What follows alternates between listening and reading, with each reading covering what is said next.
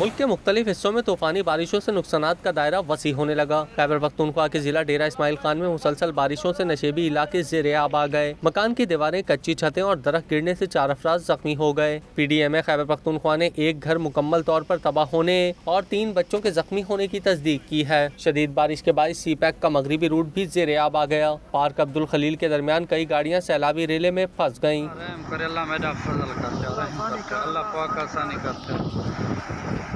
पंजाब में डेरा गाजी खान और अतराफ के इलाके शदीद बारिश की लपेट में हैं। फोर्ट मनरो, सखी सरवर समेत कोहे सुलेमान पर मूसलाधार बारिश और ज्यालाबारी से नदी नालों में तुग़यानी आ गई।